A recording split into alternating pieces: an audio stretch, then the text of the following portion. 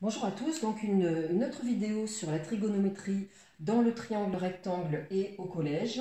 Donc l'objectif de cette vidéo va être cette fois-ci de calculer un angle dans un triangle bien évidemment qui doit être un rectangle, sinon la trigonométrie ne fonctionne pas au collège et à l'aide de la trigonométrie. Donc, je rappelle très rapidement ce que j'ai expliqué dans une vidéo précédente. Quand on parle d'hypoténuse, donc l'hypoténuse c'est le plus long côté d'un triangle, c'est celui qui est en face de l'angle droit, qu'on met toujours en évidence. Le côté adjacent, le côté opposé, il faut qu'on vous donne l'angle à qui il est censé être adjacent et opposé. Sinon, adjacent, opposé, ça ne veut rien dire si on ne dit pas à qui, à quoi. Donc, j'ai matérialisé un angle ici, qui est l'angle BAC.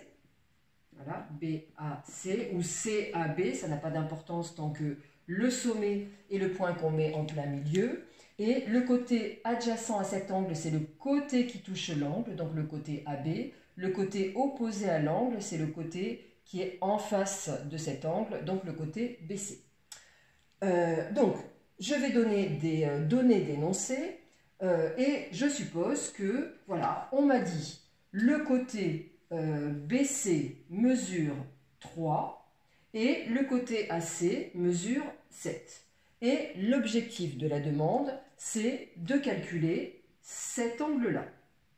Une petite remarque au passage, une fois que je connaîtrai celui-ci, ça ne sera pas difficile de connaître celui-là si on me le demande, puisque je sais que dans un triangle, la somme des trois angles est égale à 180 degrés. Donc si j'en débloque un, je débloque par la même occasion l'autre. Voilà, donc voilà les données de l'énoncé. Donc je vais donc me poser la question, qu'est-ce que je vais utiliser comme formule de trigonométrie, parce que j'en ai trois, une sur sinus, une sur cosinus, une sur tangente, pour aller calculer cet angle-là. Donc c'est normal de se poser la question et de se dire, je ne sais pas.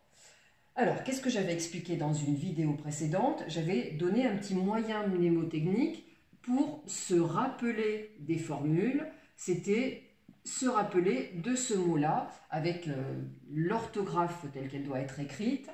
Donc, ce sont à chaque fois les initiales des mots qui vont intervenir.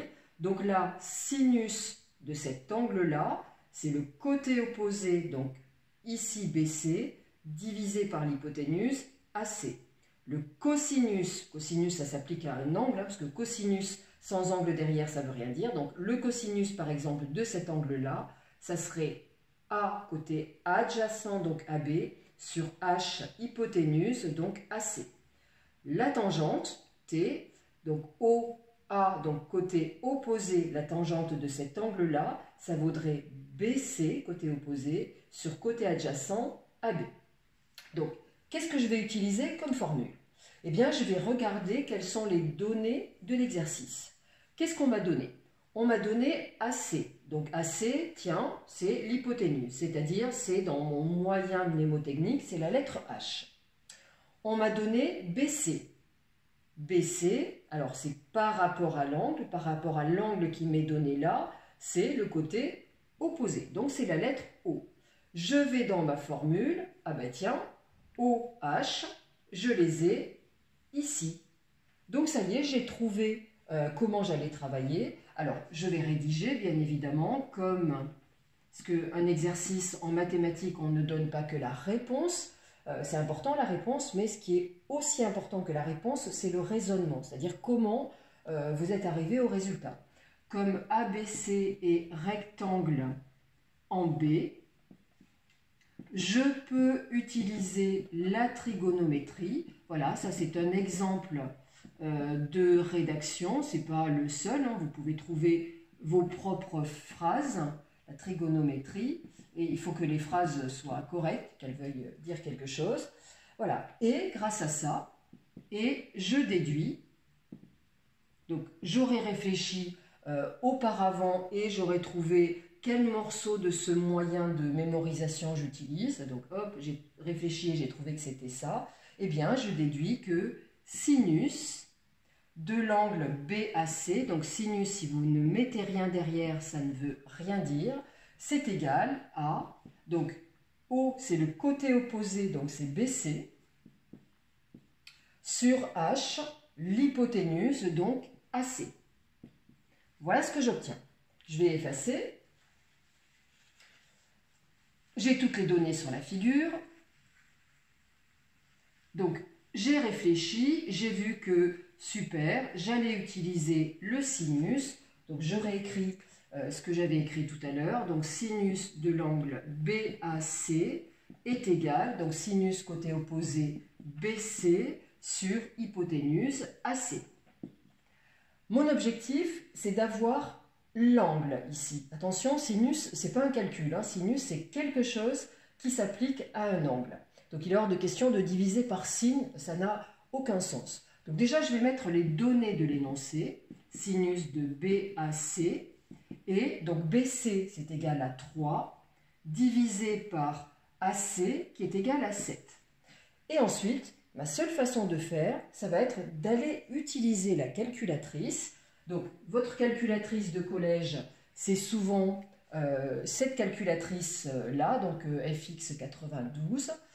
La première des choses à faire que j'ai aussi indiqué dans la vidéo, toujours sur la trigonométrie, c'est d'aller se mettre en degrés. Donc, pour ce faire, eh bien, on va dans seconde, configuration. Dans configuration, dans le 2, vous avez les unités d'angle, donc vous faites 2. Alors peut-être que vous ne voyez pas très bien, mais vous pouvez suivre avec votre calculatrice. Et vous avez 1 degré, 2 radians, 3 grades, parce qu'effectivement, il y a 3 unités des angles. Et vous tapez 1 et vous êtes en mode degré. Et vous aurez un petit D qui apparaît en haut de votre écran qui vous dit « tu es bien en mode degré ». Voilà, une fois que vous avez fait ça, vous avez sur la 3e ligne de votre calculatrice directement les touches sinus, cosinus, tangente. Et au-dessus de ces touches, vous avez au-dessus de sinus, arc sinus, au-dessus de cosinus, arc cosinus, et au-dessus de tangente, arc tangente. Alors, on actionne sinus, cosinus, tangente quand on connaît l'angle. C'est-à-dire que là, si par exemple ça, on m'avait dit, ça vaut 35 degrés, eh bien, pour avoir sinus de 35 degrés, j'aurais appuyé sur la touche directement sinus. Lorsque je veux l'angle, ce qui est le cas ici, eh bien, je vais actionner ce qui est écrit au-dessus. Et pour travailler sur ce qui est écrit au-dessus, donc c'est en rouge, en tout cas sur cette calculatrice, eh bien, il va d'abord falloir que je fasse alpha. Et ensuite, je vais appuyer sur arc sinus. Pardon, c'est seconde, excusez-moi, c'était en ocre. Donc seconde, pardon, arc sinus. Voilà, et vous allez voir écrit BAC égale arc sin. Donc, comment on a fait? Donc, seconde. Et au-dessus de la touche sinus que vous aviez, eh bien, vous aviez arc sinus qui était indiqué. Donc, quand on fait seconde sinus, ça veut dire qu'on actionne cette touche-là. Votre calculatrice vous met fort heureusement des parenthèses. Elle pourrait ne pas les mettre et il faudrait absolument que vous les mettiez parce que, eh bien, si vous ne mettez pas, vous allez en fait appliquer le arc sinus juste à 3 et le résultat, vous allez le diviser par 7. Or là, eh bien, il nous faut travailler sur arc sinus de tout ça. Donc, arc sinus de 3/7. Voilà. Donc, vous pourrez le faire avec moi ou le faire quand vous reverrez cette vidéo. Ce qui est important, c'est de manipuler. Vous faites exé et votre calculatrice vous fait apparaître. Donc ça, c'est la valeur exacte de l'angle. Et là, on va avoir une valeur approximative. Je vous écris ici ce que la calculatrice donne. Donc 25,376,9. 3, 3, 5, 3. Voilà, on peut imaginer qu'il y a encore des chiffres après la virgule, puisque votre calculatrice, si elle donnait des nombres dans l'intégralité de leurs chiffres après la virgule, ben, elle serait énorme. Donc après, vous allez aller lire l'énoncé et puis regarder ce que le prof vous a demandé. Si vous a demandé d'arrondir au degré, vous coupez le nombre qui est ici. Attention, vous regardez quand même la première décimale. Et comme c'est 3, eh bien, on arrondirait à 25 degrés, puisque là, l'unité, c'est bien des degrés. Si l'énoncé me demande d'arrondir au dixième, donc j'enlève ça. Donc là, ma virgule, elle était là. Donc, je prends le premier chiffre après la virgule, je coupe le nombre, mais attention, avant d'arrondir, je vais regarder la décimale suivante. Et je rappelle la règle que j'ai déjà rappelée dans une vidéo précédente. Si j'ai ici, là, à la place de 7, 5, 6, 7, 8 ou 9, eh bien, j'arrondis au-dessus. Donc là, j'ai 7, donc je vais arrondir à 27,4 degrés. Si l'énoncé me demande d'arrondir au centième, donc 2 chiffres après la virgule, ça veut dire que je viens couper mon nombre à 2 chiffres après la virgule, et avant de dire quoi que ce soit, je vais regarder le chiffre qui est juste après. Tiens, j'ai 6, donc si c'était arrondir au centième, j'arrondirai à 25,38. Voilà, et je mets l'unité, puisque je suis sur un angle, l'unité degré.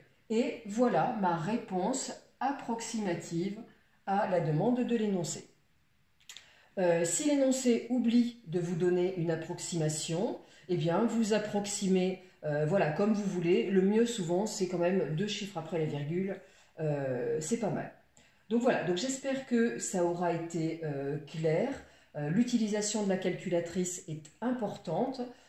Savoir mettre en mode degré est fondamental, parce que si vous laissez votre calculatrice à un grand frère ou une grande sœur qui est au lycée, ben, il aura peut-être changé les unités d'angle, parce qu'au lycée on travaille beaucoup avec le radian par exemple. Donc allez vérifier que vous êtes bien en degrés, et puis je répète, hein, sinus, cosinus, tangente, on appuie sur ces touches-là quand on connaît l'angle. Et quand c'est l'angle que l'on veut, eh bien on va appuyer sur les touches du dessus qui sont arc cosinus, arc sinus, arc tangente. Voilà, donc j'espère que cette vidéo vous aura aidé. La trigonométrie au collège, c'est pas bien méchant, surtout quand, voilà, un, on sait faire fonctionner sa calculatrice, et deux, eh bien, on connaît bien les formules. Et alors j'avoue que les connaître, c'est pas forcément le plus facile, mais voilà, avec un moyen mnémotechnique qui peut être celui-ci, eh ben, ça va très vite et ça marche très bien. Voilà, donc je vous souhaite de bien travailler la trigonométrie, j'espère vous avoir aidé, et si c'est le cas, laissez-moi un petit commentaire, ça me fera plaisir. Voilà, bonne journée à tous.